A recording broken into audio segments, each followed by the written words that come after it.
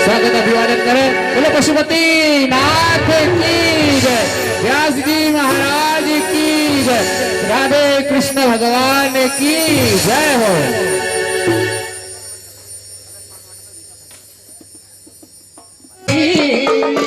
हरि हरि बोले नमः शिवाय, ओम नमः शिवाय, ओम नमः शिवाय, हरि हरि बोले नमः शिवाय, नमः शिवाय, नमः शिवाय, हरि हरि बोले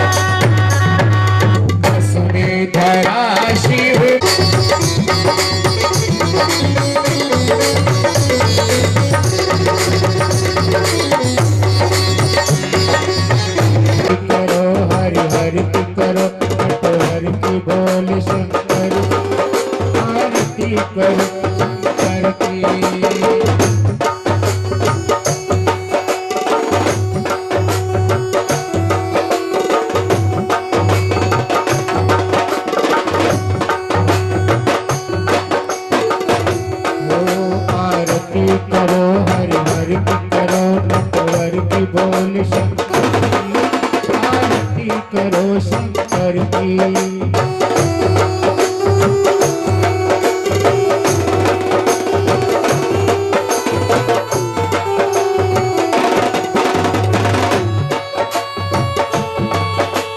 सिर पर शशिका विराजे, तारों की पायल जनकारे।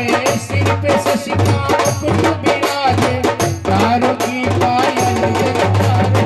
धरती अंबर डोले तांडव, धरती अंबर डोले तांडव।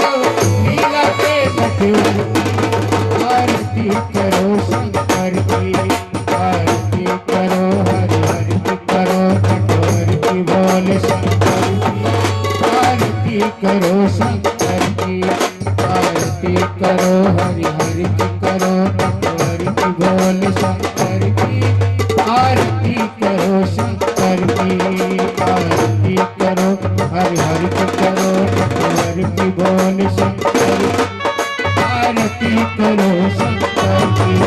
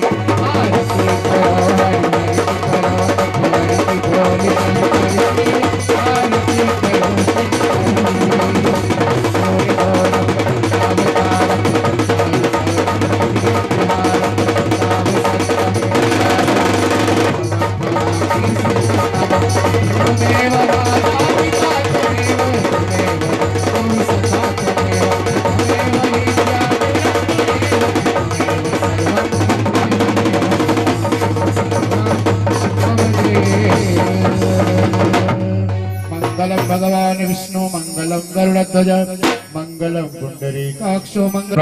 कथा प्रारंभ हो रही है। सभी भक्तगण गुरुदेव से अनुरोध करते हैं कि आप कृपा करके सभी भक्तों को शिव महापुराण कथा श्रवण करवाने की कृपा करें। जय जय गुरुदेव, जय जय गुरुदेव। गुरुर्ब्रह्मा गुरुर्विष्णु गुरुर्देवो महेश्वर गुरुर्साक्षात् परब्रह्म तस्मै श्री गुरुवे नमः।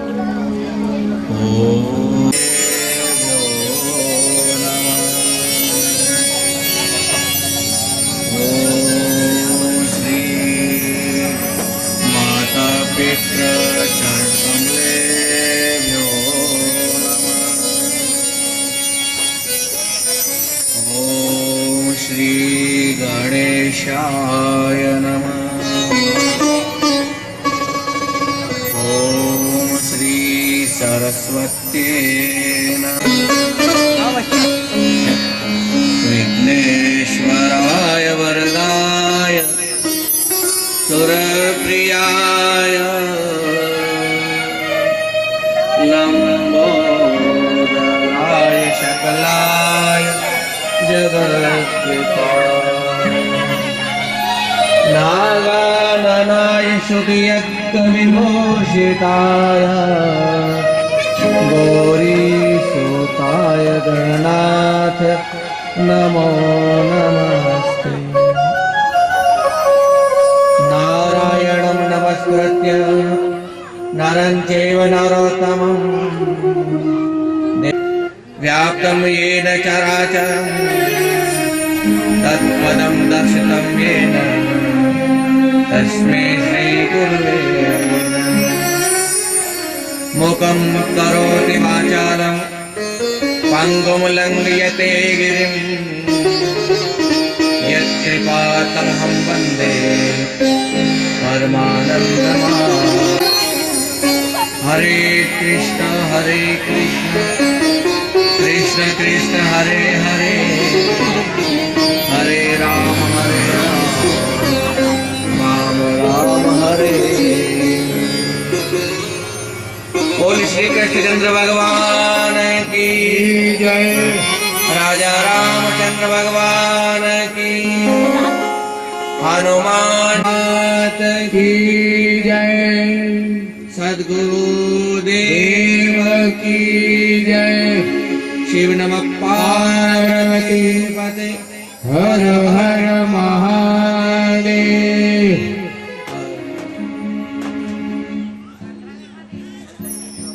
हम अपने मन को पवित्र करने के लिए हरि नाम का संकीर्तन श्रद्धा और भाव के साथ में दोहराएंगे।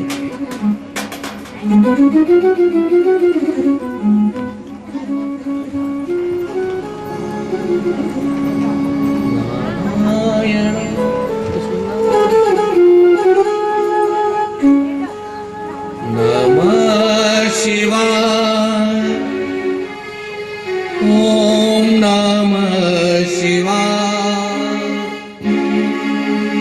नमः शिवाय, ओम नमः शिवाय, नमः शिवाय, ओम नमः शिवाय, नमः शिवाय, ओम नमः शिवाय, नमः शिवाय, नमः शिवाय, नमः शिवाय, ओम नमः शिवाय, नमः शिवाय, ओम नमः शिवाय। कीर्तन आपको भी गाना है, ये कीर्तन आप ही ने बोला है। नमः शिवाय, शिवाय, ओम नमः शिवाय, नमः शिवाय, ओम नमः शिवाय।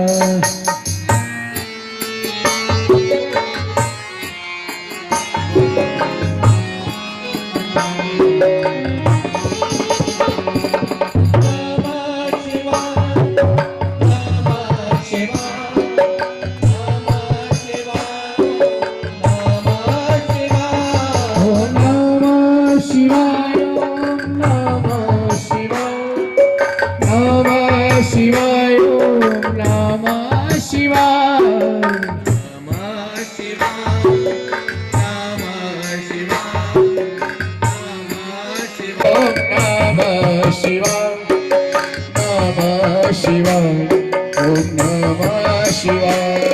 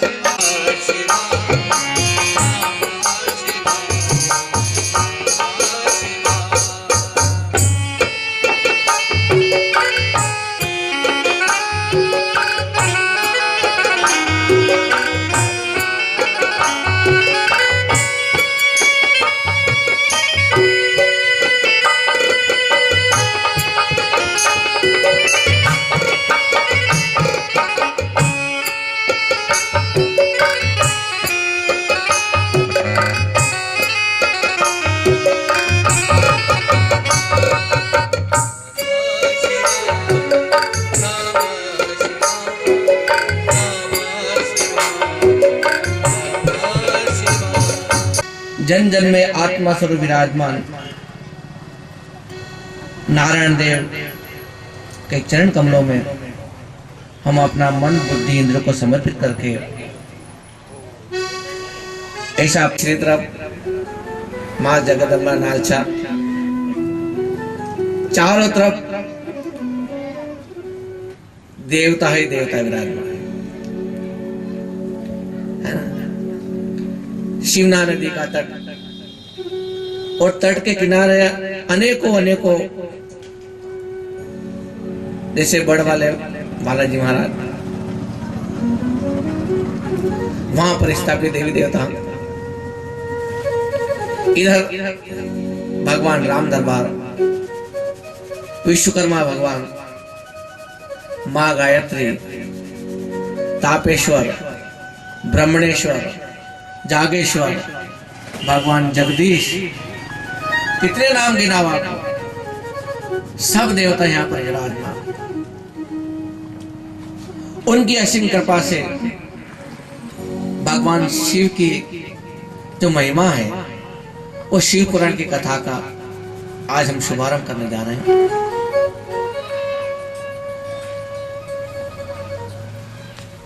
हम आज मंगलाचरण का दिन है और प्रथम दिन सभी देवताओं का आह्वान पूजन और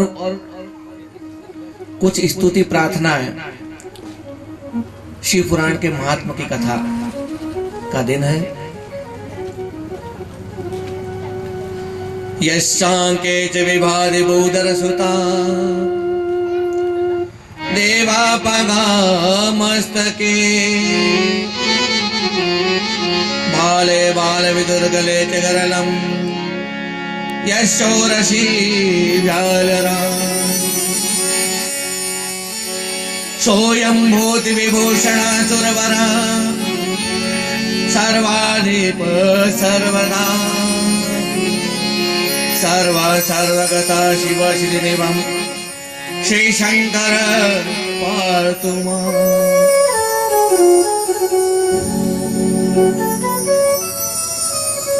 भगवान शिव का स्वरूप है, सभी देवी देवता उनके सुंदर स्वरूप का ध्यान करते हैं। यम ब्रह्मा वरुणेन्द्र रुद्र मरुता स्तुवन्ति देवैस्तवे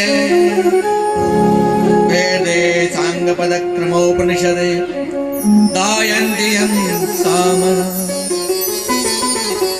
ध्यानावस्थित तदगतेन मनसा पश्यन्ति यं योगिनो यशान्तं न विदो सुरासुरगण देवाय तस्मै नमः। ब्रह्मा रुद्र मरुत इस सभी देवता अपने दिव्य वाणी से वेदों के द्वारा सब स्तुति प्रार्थना करते हैं। और इधर हमारे राधा कृष्ण भगवान कस्तूरी तिलकम ललाट पटले वाक्षस्थले कौस्तुभं नासाग्रे वरमौक्तिकं करतले पैणो करे कंकणं सर्वांगे हरिचंदनं सुललितं कंठे च मुक्तावली गोपीस्त्रिपरिवेष्टितो विजयते गोपाल चूड़ामणि। राधे कृष्ण भगवान की। और आइए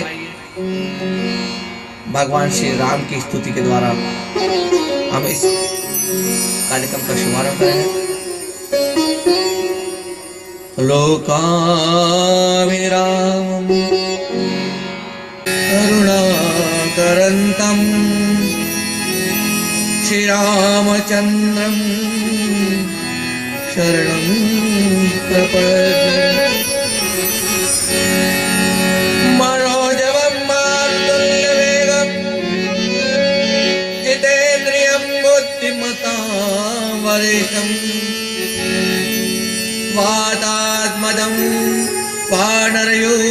मुख्यम श्रीरामदूतं शरणं प्रपद्ये।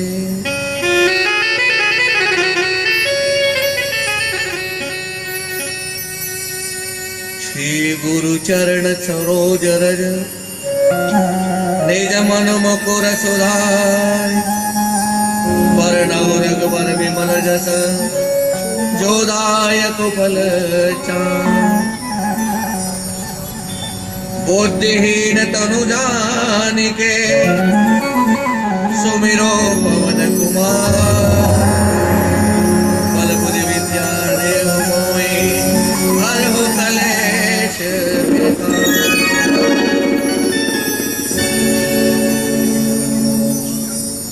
मंगल भवन मंगल हारी। सभी आए हैं। मंगल भवन अमंगल हारी। मंगल भवन अमंगल जननी जानकी जनक सुता जग जननी जानकी। अतिशय प्रिय करुणा निधान की। अतिशय प्रिय करुणा निधान की। मंगल भवन मंगल भवन अमंगल हारी।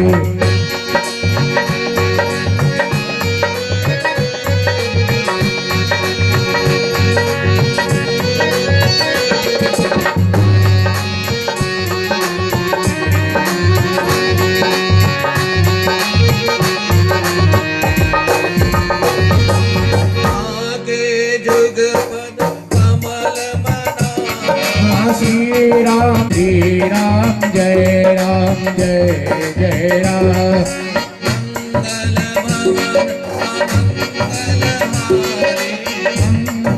भवन मंगल भवन अमंगल हारी।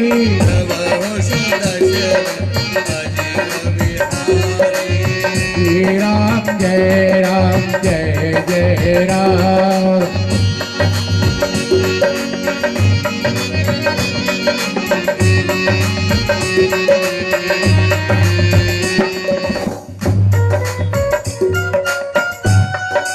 देखो ताली बजाना आनंद लेना आपका काम है। मैं बार बार नहीं कहूँगा ताली बजाना जो जिसको आनंद है ताली बजा करके, क्योंकि हम सत्संग दल की तपस्या करने के लिए बैठे हैं और आनंद आपको लेना है।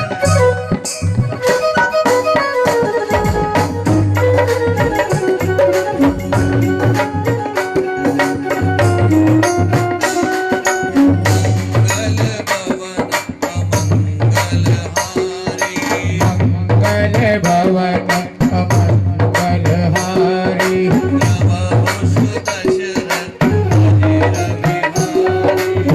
प्रभु से दशरथ अजीर बिहारी।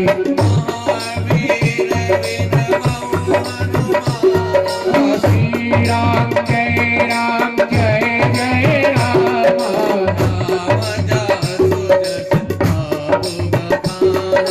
श्री राम जय जय।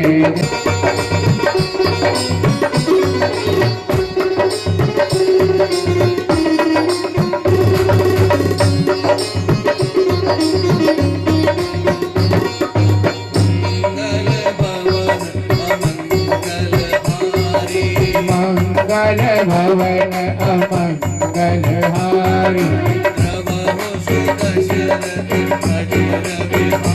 माधव उसे दशरथ अजीर बिहारी।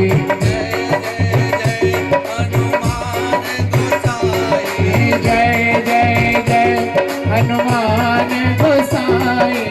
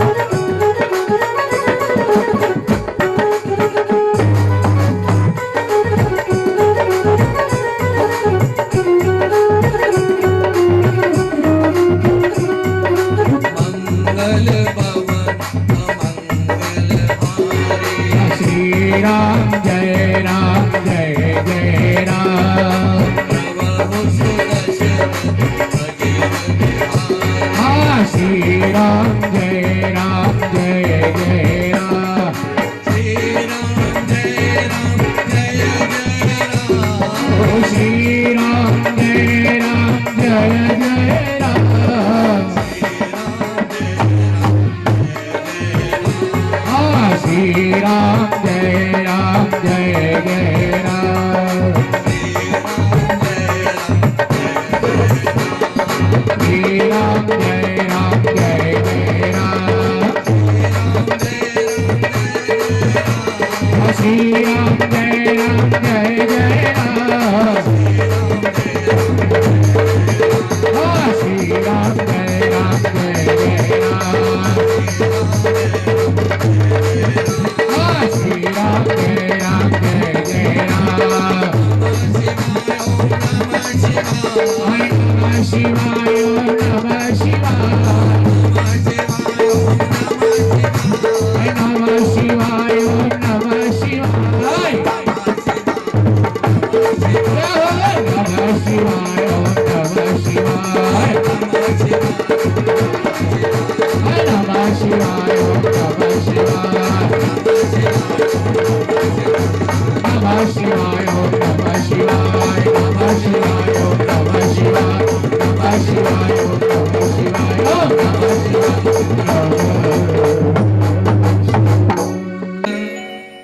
जासुर दयागार बसे राम सर चापद इंदु समदेव मारमन करुणायन जाहि दिन पर नेह करो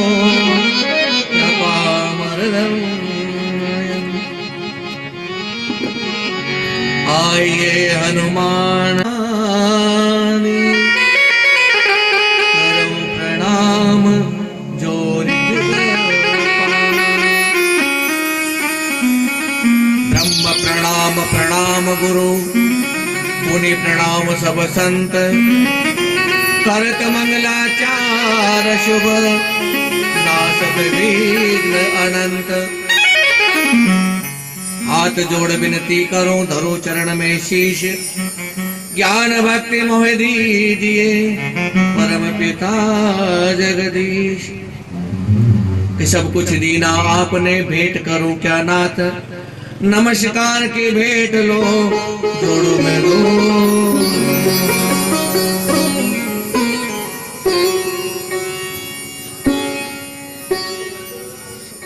श्री महापुराण में पधारे हुए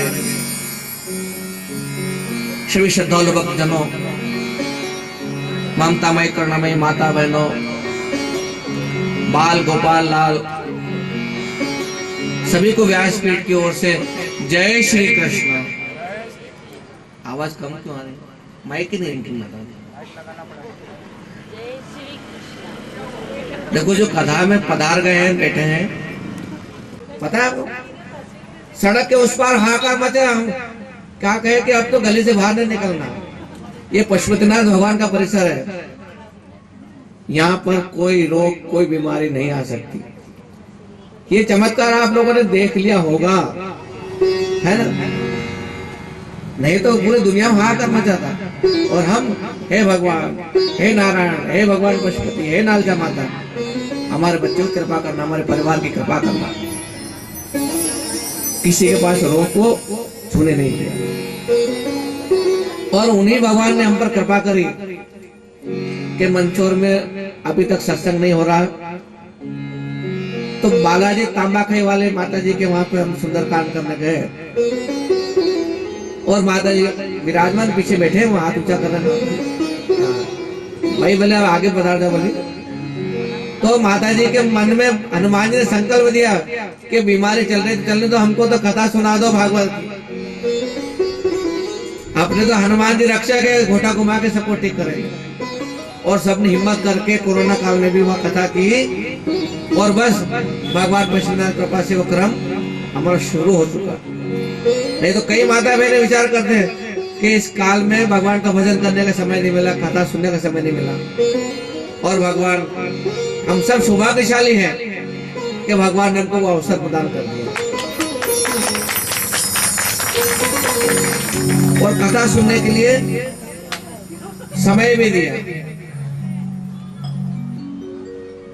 मैं सभी से यही प्रार्थना करूंगा व्यासपीठ से कि यूं तो हमारे घर में बहुत काम है, जीवन भर करो तो भी काम पूरे नहीं होते हैं, है ना? सुबह शाम काम ही काम, को नहीं लेते प्रभु का राम का नाम। तो काम तो करना ही है, लेकिन प्रभु का नाम लेने का जो अवसर मिला इसको मत खोना। किसके घर में बैठ करके भगवान ने कि देव संकल्प दिलवाया, ये नहीं सोचना। हमको अवसर मिला है और देखो प्रभु कोई शिव भगत है तो ये शिव भक्तों का ग्रंथ माना जाता है इसको, क्योंकि इस ग्रंथ के अंदर संसार में जो मध्य क्या है, आदि क्या है, अंत क्या है, मतलब कि जब संसार नहीं था तब इसके पूर्व क्या था, वर्तमान में क्या है और जब कुछ नहीं रहेगा तब क्या रहेगा, ये सारी बातों का वर्णन भगवान शिव की महिमा में बताया गया है। क्योंकि वेद वेदांत कहते हैं भगवान शिव जो है परम तत्व है और वही परम तत्व इसमें शिव पुराण के रूप में भगवान शिव की आराधना के रूप में बताया गया है। इसी ग्रंथ में भक्ति की कथाएं भी आएगी, ज्ञान की कथा भी आएगी और सदाचार और सोचाचार, यानी कि हम कैसे समाज में रहें, परिवार में कैसे रहें, कैसे आचार विचार करें, रखें,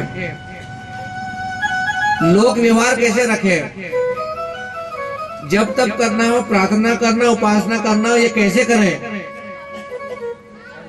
कुल मिलाकर के मानव जीवन के कल्याण का जो साधन है, जो आवश्यक बातें हैं, इस पुराण में बताई गई है।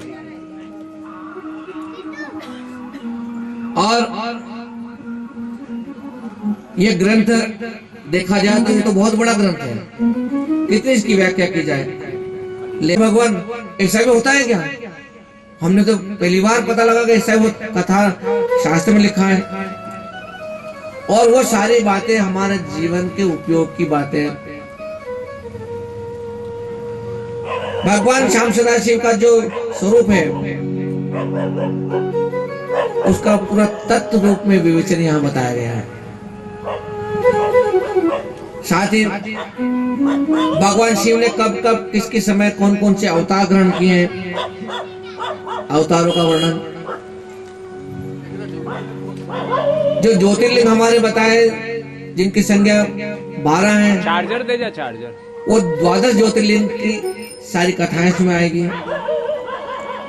हम शिवरात्रि मनाते हैं, शिवरात्रि कैसे मनाई जाती है और समय समय पर जो शिव के जो व्रत किए जाते हैं उन व्रत की कथाएं भी इस शिव पुराण में बताई गई है। यार पिन लगा देना बेटा। शिव की आराधना करने वाले जो भक्तों जिन पर भगवान शिव ने कृपा की उनकी कथाएं भी है। हरि हरि हरि बोलो पशुपति नाथ की।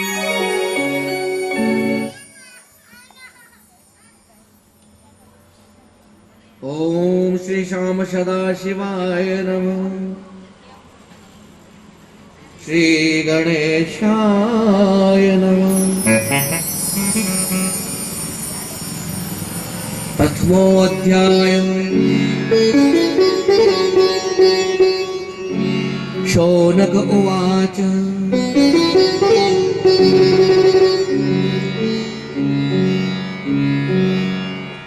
शास्त्र की जो कथाएं होती है वो ऋषि मुनों के मन में जो संकल्प होता है और वे अपने गुरुदेव से प्रार्थना करते हैं तब कथाएं सुनने को मिलती है। शौनक जी नाम के जो ऋषि हैं वे हमेशा अपने सारे ऋषियों के साथ मिलकर के केवल एक ही प्रयास करते हैं कि हमको कथाएं सुनने को मिले, कथाएं सुनने को मिले। सबको लगता है कि साधु संत जो है केवल घूमते फिरते हैं और संसार में जाकर के भिक्षावती करते हैं, कुछ तो अपना आश्रम बनाते हैं और क्या करते हैं बस। नहीं, जितने भी घर से निकले हुए साधु हैं ये साधना करते हैं इसलिए कि हमारे जो गृहस्थी लोग हैं हमारा कल्याण कैसे हो, हमारा उद्धार कैसे हो। ऐसा भी रात दिन तपस्या साधना करके। तो सूत जी महाराज के मन में आया कि हम भी कुछ अच्छी कथाएं सुने। तो किससे सुने? कथाएं सुनाने वाला कौन है? तो कहते हैं सूत जी महाराज। सूत जी महाराज को जानते हो? खाली कथाएं तो सुनते पर जैसे ये व्यास पीठ है, इसको व्यास पीठ बोलते हैं। तो इस पीठ पर बैठ करके जो कथा सुनाने वाला वो सूत जी महाराज होते हैं, है ना। तो सारे ऋषि गुरुदेव के पास पहुंचे, क्योंकि उनसे प्रार्थना करेंगे जब वो कथा सुनाएंगे, ऐसे थोड़ी कथा सुनने को मिलेगी, प्रार्थना करना पड़ती है। सारे ऋषि जो है चलते चलते चलते गुरुदेव के दरबार में पहुंचे। बोल सदगुरु महाराज की। हे सूतमा प्राज्ञ सर्व सिद्धांत विद प्रभु, आख्याय में कथा सारम पुराणानाम विशेषतः।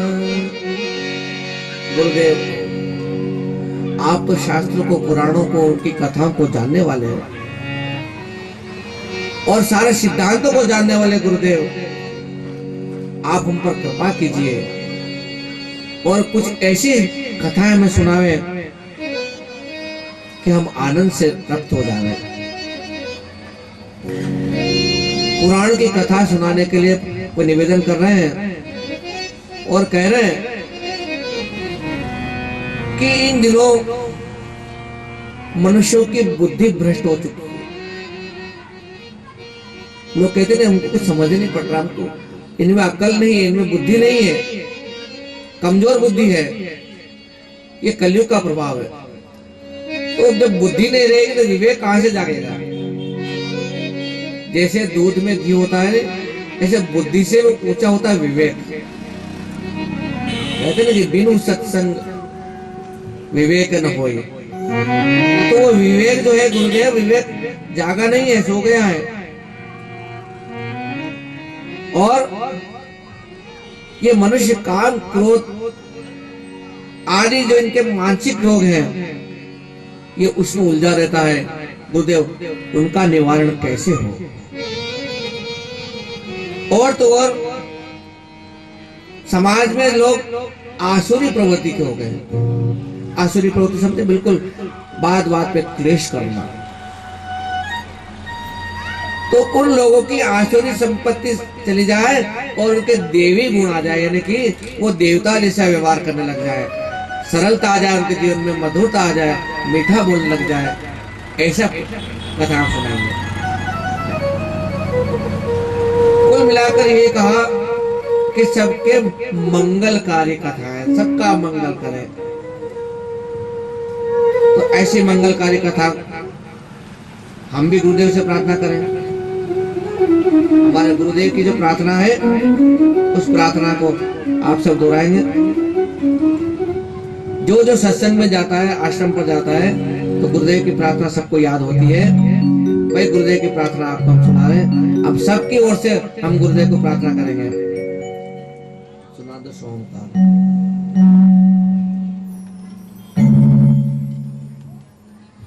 सुना दो सोहंकार,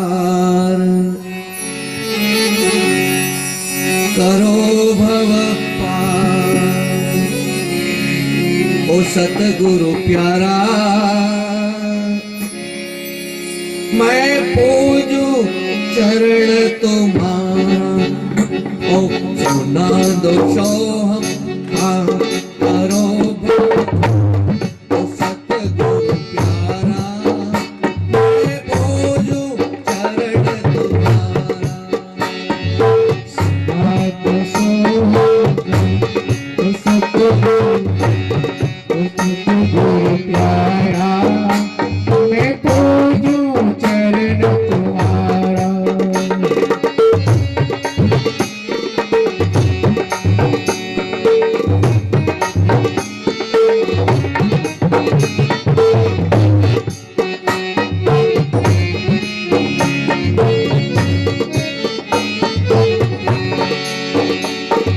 दुनिया से अब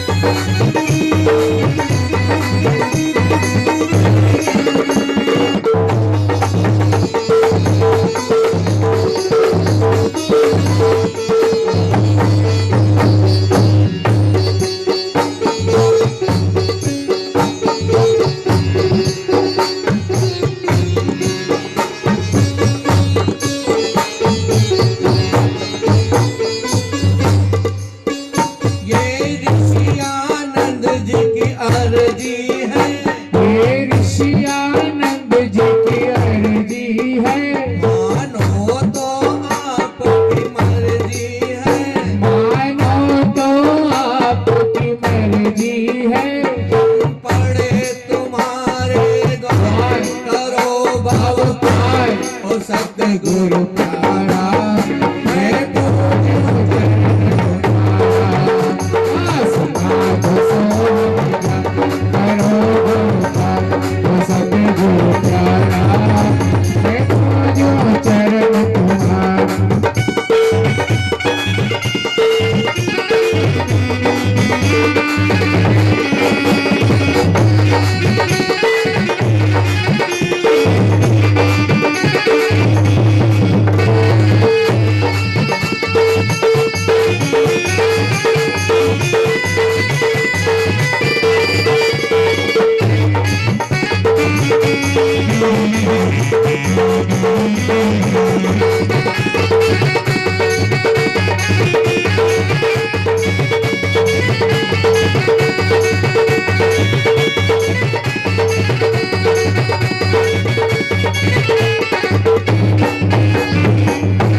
सदगुरु महाराज की। सारे ऋषियों मुनियों ने जाकर के सूत जी महाराज से जब निवेदन किया, गुरुदेव आप ऐसी मधुर मधुर कथाएं में श्रवण कराए, तब सूत जी महाराज कहने लगे, धन्यस्तम मुनि शार्दुल श्रवण प्रीति लालस, अदो विचार सुधिया मज्मि शास्त्रमोत्तमम्। ऋषियों, आपका बड़ा श्रेष्ठ संकल्प है। आप धन्य हैं कि आपके हृदय में पुराणों की कथा सुनने की प्रीति जागी। देखो, किसी के मन में ये आ जाए कि मुझे कथा सुननी है, मुझे भजन सुनना है, मुझे सुंदरकांड सुनना है, यानी भगवान के प्रति अगर प्रेम जागा है, उनकी कथाओं के प्रति प्रेम जागा है, तो गुरु महाराज बहुत प्रसन्न होते हैं। हम अगर किसी संत के पास जाए, गुरुदेव मेरी ऐसी इच्छा, मेरे मन में ऐसी जाग रही है कुछ बात, तो गुरुदेव कितने खुश होंगे। गुरुदेव बड़े प्रश्न और कहने लगे, ऋषियों मैं शुद्ध बुद्धि से विचार करता हूँ और सारे शास्त्रों की जो सार है वह मैं तुमको शास्त्र का वर्णन करता हूँ। विशेषकर शृणु वत्स रसायनम, क्योंकि कथा तो सभी सुनना चाहते हैं, लेकिन कथाओं का रस जो होता है, कहते हैं कानों को अच्छी लगे वो बात सुनना चाहते हैं सब। अच्छा, कोई कड़वी बात सुनना चाहता है? कोई किसी बुरे सुनना चाहता है? क्यों? अगर कोई पड़ोसी ऐसा हो, कोई कहानी लेकर आए, कोई बात देखो तो आज सभा, तो आप अपने कान बंद कर लोगे, नहीं ये ऐसी बात हमको मत सुना, ये बात हम आके नहीं बनने। फिर तो कोई मीठी मीठी बात सुना, मधुर मधुर, इन कानों को अच्छी लगे वो कथा। कौन सी? जो कानों को मधुर लगे, इसका नाम भी रसायन, रसायन है।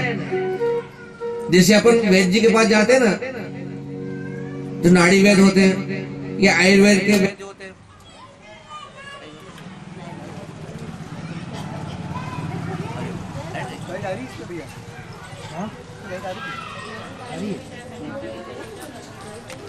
ये जो दवा दी है इसको बार बार पियो, बार बार लो। ये रसायन है, घोल है, तो घोल तो अपन मुंह से लेते हैं, लेकिन कथाओं का घोल जो है, कथाओं का जो रसायन है, ये कानों से हमको लेना पड़ता है। कानों से रसायन कौन सा आता मालूम आपको? कानों का रसायन होता है मधुर मधुर, मीठा मीठा नाम। तो यही कहा कि तुमको मैं भगवान शिव की कथा जरूर सुनाऊंगा, लेकिन वो कथा भी एक समय की बात है, बहुत पूर्व काल में शिव जी के मुख से कथा निकली थी। देखो, जो कथा प्रेमी जो है ना, वो कहीं से वो होंगे, बता रहे हैं। हमारे बूढ़ी बूढ़ी माताएं ने बहुत कथा सुनी, इसलिए जहाँ कथा की सुनती पता जाती है। अगर आदेश घर आएगा गुरुजी को मैं तो जाऊँ गुरु जी का आदेश भी पशुपतिनाथ भगवान का आदेश हुआ है सबके ऊपर। तो पूर्व काल की बात है, व्यास जी ने सनत कुमार मुनि को इसका उपदेश दिया था। किसने दिया था? व्यास जी ने सनत कुमार को। सनत कुमार को आप कोई जानते हो? सनत कुमार कौन है? अरे कथाएं सुन रहे, सनत कुमार कौन है? ब्रह्मा जी के पहले 4 पुत्र, मानस पुत्र हुए थे ब्रह्मा जी के 4, सनत, सनातन, सनत, सनंदन। और भगवान ब्रह्मा जी को आज्ञा थी कि तुम सृष्टि की उत्पत्ति, सृष्टि को बढ़ाओ। तब चारों बेटे जब जिनकी अवस्था 5 साल की थी, ब्रह्मा जी ने कहा जाओ मेरी आज्ञा का पालन करो और संसार की वृद्धि करो, मेरे गृहस्थी में पड़ जाओ। तो चारों बच्चों ने एक साथ गर्दन हिला करके मना कर दे, पिताश्री हम आपकी आज्ञा का पालन नहीं करेंगे। अब देखो भगवान के ब्रह्मा जी के 4 पुत्र जो पहली बार उन्होंने अपने पिताजी को मना कर दिया, तो ब्रह्मा जी को कितना गुस्सा होगा कि मेरे बेटे मेरे कहना नहीं मानते। लेकिन क्यों मना किया उन्होंने? उन्होंने इसलिए मना किया कि पिताश्री 5 वर्ष की जो उम्र होती है बालक की, तो उसमें काम, क्रोध, लोभ, मोह, मद, मत्सर ये 6 प्रकार के विकार नहीं होते। तो जब विकार नहीं होंगे तो उसको कोई किसी प्रकार की कामना नहीं होगी। फिर बड़ा होने के बाद तो सारे विकार आ जाएंगे, तो फिर वो भ्रष्ट हो जाएगा। इसलिए हम तो प्रभु का भजन करें, आप तो हमें ऐसी आज्ञा दो। तो वो क्या करते मालूम है कि 3 भाई एक जगह बैठते और एक भाई आसन बैठ करके कथा सुनाता, और चारों भाई जो है आकाश मार्ग से सब लोगों में घूमते रहते हैं, हरि शरणम कहते। तो उनमें से एक सनत कुमार है, उन सनत कुमार को व्यास जी ने उपदेश दिया। क्यों? कि संसार का कल्याण करने के लिए। और ये कहा कि तुम इस पुराण को सुनो, क्योंकि मनुष्य के पूर्व जन्म के जब पुण्य उदय होते हैं, जब उसको महाभाग्यशाली शिव पुराण की कथा सुनने को मिलती है। जन्मांतरे भवेत पुण्यम। और इस प्रकार शिव की भक्ति हमें करना चाहिए। सनत कुमार कहते हैं कि इसको पढ़ने से कलयुग के मनुष्यों का मन शुद्ध हो जाता है। हम क्यों कथाएं बार बार सुनते हैं, क्यों कीर्तन करते हैं? कि हमारा मन शुद्ध हो। और मन जब शुद्ध हो जाएगा तो अंतिम हमको शिव की प्राप्ति हो जाएगी। जो फल यज्ञ के माध्यम से नहीं मिलता है, बड़े बड़े यज्ञ करते जो फल मिलता है, वही फल हमको शिव पुराण की कथा सुनने से मिलता है। और इस ग्रंथ के अंदर 7 संहिताएं बताई गई है। 7 संहिता मतलब पहले का नाम विद्वेषर, दूसरी रुद्र संहिता, तीसरी शत्रुद्र संहिता, चौथी कोटि रुद्र संहिता और 5वीं उमा संहिता, 6ठी कैलाश संहिता, 7वां वायव्य संहिता। इस प्रकार ये 7 संहिता है। अब संहिता जो बोल रहा हूँ इस शब्द को आपने समझेंगे। जैसे कि रामायण में कांड है, कांड का मतलब अध्याय है ना, कि अमुक कांड, ऐसे इसमें 7 संहिताएं कहते हैं शिव पुराण में। और ये कहा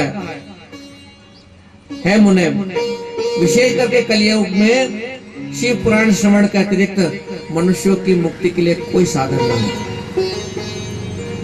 शिव पुराण का श्रवण करना और भगवान के नाम का संकीर्तन करना, ये दोनों ही मनुष्यों के कल्पवृक्ष के समान फल देने वाले होते हैं। इसमें संदेह नहीं है। जब जब व्यास जी ने कहा संदेह नहीं है, इसमें शंका न करे, इसका मतलब होता है कि अपनी बात को लिखने के बाद में एक ठप्पा लगाना कि इस पे संचय नहीं करें। कई बार भगवान श्री कृष्ण ने भी कुछ ऐसी बातें कही और कहा हे अर्जुन संचय नहीं करें, यानी कि ये पक्की बात है। हमने कहते ये मैं आपको ठोक करके कहता हूँ, बजा कर कहता हूँ कि बात में पक्की है, ऐसा कहते संचय नहीं करें। इसकी संख्या बताई श्लोकों की 24,000 और इसको बड़े प्रेम से हमको श्रवण करना चाहिए। वंदे शिव पुराणम हि सर्वदा हम प्रसन्नरे शिव प्रसन्नादयायाद तद्यास पदयो।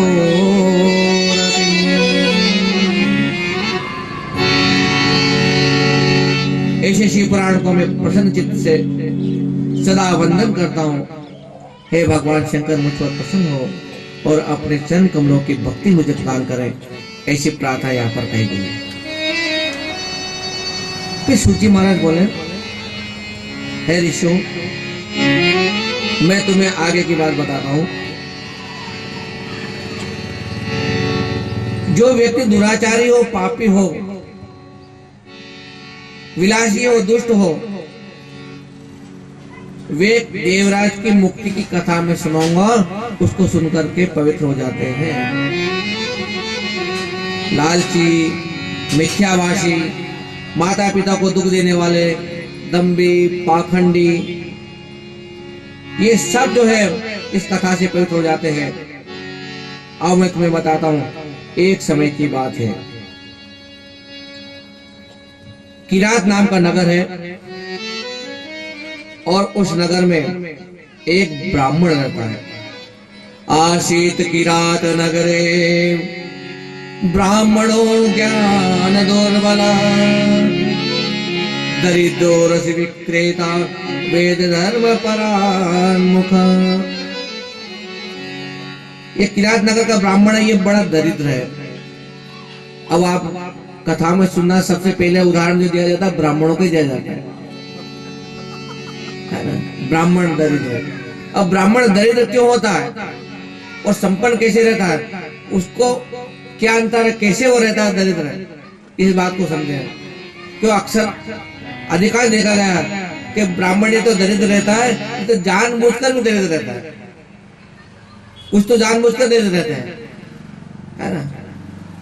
बहुत से ब्राह्मण जो भिक्षावृत्ति करने आते हैं, जो भोजन करने आते हैं, तो ऐसे जानबूझ के घिसे हुए कुर्ता पहन करके, फटी हुई धोती पहन करके, गंदे गंदे मेले मेले कुचले, और हाँ अंडा का हाँ हुकुम। अब लोग सोचते बेचारे पंडित जी बड़े दुखी है, बड़े घिसे पिटे। ऐसा नहीं, मंदिर में लोग दे रहे सब है, खूब दान दे रहे, लेकिन कि लोगों को दया आ गई तो लोग मुझे ज्यादा दान देंगे। लेकिन वो आजकल उल्टा होता है। अगर जो फटे कपड़े पहनता है, जो गंदे कपड़े पहनता है, तो फिर देने वाले कहते हैं अण्णा पंडित जी सब चाले अण्णा कसो भी दे दो, है क्या नहीं। मैं हमारे जैसे रोज नए कपड़े पहनकर निकले तो लोग जलते हैं, महाराज रोज नया नया कपड़ा पतले हो, घटे से लाभ है। अरे जजमान दे रहा हो, कौन दे रहा, प्रभु दे रहा है, हमको उसका गुणगान कर रहा है, तो उनको क्यों नहीं दिया। तो वो जो अंतर होता है कि क्या कारण है, यहाँ साफ लिखा हुआ है कि वो ब्राह्मण आसीत किरात नगरे दरिद्रो रस विक्रेता। जो ब्राह्मण का कर्म है उस कर्म को करना पड़ेगा। रस विक्रेता मतलब कि दूध बेचने वाला, तेल बेचने वाला, ये बिजनेस थोड़ी कर पाएगा वो।